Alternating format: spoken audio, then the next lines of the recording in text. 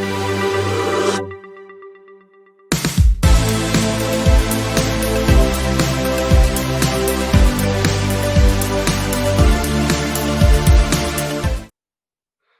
Sacha. How are you? Hey, we have got some really cool topics to talk about today. Well, I just want to ask you, what's your opinion of online presence? Look, I think that your online presence is the key to you being able to express yourself in your voice, the way that you are and the way that you are naturally. So, like we've talked about before, your resume must actually complement your personality. And this is a way of being able to speak your language and talk about it, say it out there. So, I'm always about like, what would I want somebody to say about me when I'm not around? And that is how I express myself on social media. So for me, I always think to myself, I'd like people to say that I'm friendly, I'm easygoing, I'm professional, I'm funny, I know my stuff. But so in each different platform, I try and show that in different ways. And the other thing is this is an opportunity, especially while we're in lockdown, to show our expertise in areas that we're passionate about. Yeah. And if you're a young person, how do you do that? And what are the right platforms? So, for me, when, through our key business buyers, we're forever looking at resumes and we go to someone, we might look at their Facebook page or look at their LinkedIn page. But, what do you think should be, how do you profile yourself through something like, LinkedIn, Facebook or Instagram or Snapchat or even, TikTok or something like that? Look, I think that they are all totally different mediums and they all have a different language on how they actually communicate. I know that me personally, when I'm actually scrolling through Instagram, I'm in a more relaxed mode. But then I'll switch, I could still be sitting on the couch and then I'll switch to LinkedIn and it's almost like my mind goes into, I'm there to learn something. I'm there to network. I'm there for business purpose. I'm not necessarily there for a laugh like I would necessarily be on Instagram or even on TikTok on that sense. So I think that we need to learn what is our voice and what is our language on what we're doing. So for me, okay, go back to what I was saying before. When I'm not around, I like people to say that I was friendly, I know my stuff, I'm easygoing. So on Instagram, I can be very professional, but I can also be a little bit more naughty and a little bit more funny because people are able to stretch themselves a little bit more on Instagram. Would I do the same on LinkedIn? No, I wouldn't. I wouldn't do that same thing. I would make sure that everything that I do on LinkedIn is much more professional. I still try and do it in a funny kind of easygoing way, but I make sure I keep it to that professional way. When it comes to Facebook, I think Facebook almost has a way that we can sway a little bit of Instagram. We can have a little bit about, the voice of what we normally are, because it seems to be a bit more of a family environment where people connect with each other. So I can still voice my professionalism, but I can still also put, a family photo up or photo of me doing something a little bit more relaxed in that sense as well. Would I put that on LinkedIn? No, I wouldn't. For me, TikTok's about fun way of expressing yourself.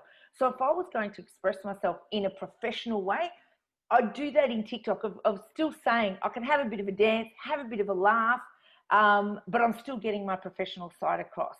Snapchat, again, that's like another TikTok. It's about expressing yourself right now because you're only going to have that 24-hour thing. So how am I at home?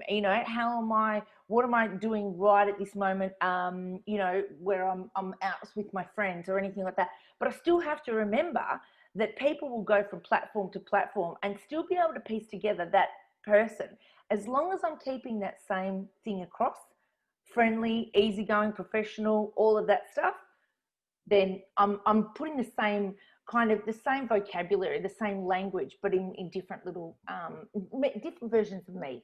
So your LinkedIn profile, it's your professional profile. So that should actually link or marry up with your resume. So if you put your resume forward and I look at your resume and I look at your covering letter that we've spoken about previously, and I go to your LinkedIn profile, I'm looking for things like skill sets, competencies, and to me in particular is what are you passionate about, right? So if you're passionate about being a sound engineer, right, or something like that, something a bit different, then put it on your LinkedIn what you're passionate about, because if you're applying for those type of jobs and they can see it. And I think the other socials that you spoke about, it's all about bringing out your personality, Like, so I can see, for an example, LinkedIn's my professional profile. This is what you're all about. And I can see that, you know, this marries with your resume and you put that out there on socials. I can also see some endorsements, right? Because I think that's really, really important.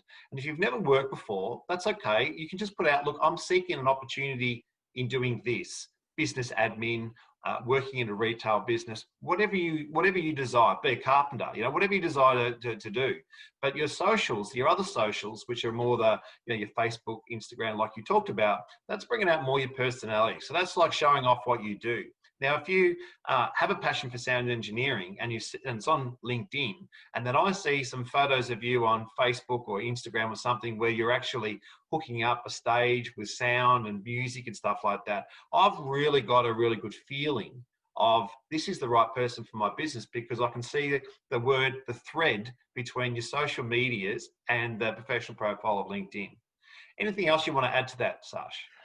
Look, I think it's also a way of being able to show where you're an expert. Now, when we say expert, I know as a young person, you're not necessarily going to be an expert in it straight away, but you are going to be able to show your areas of strength that you're also building on.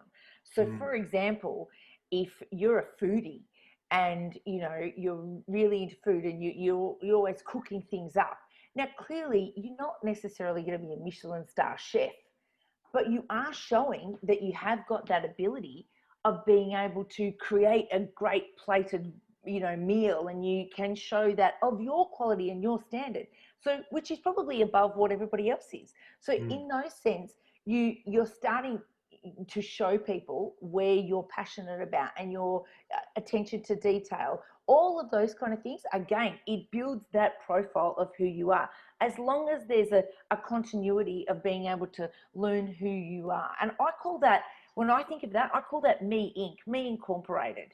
Whereas it's building my brand. It's all about building my brand so that you can learn different aspects of me straight away.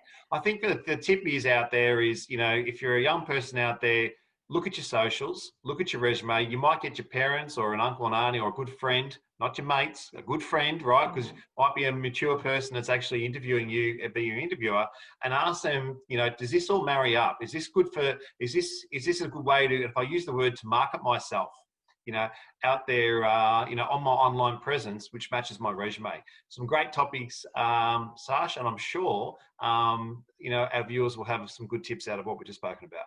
Yeah. Thanks for that.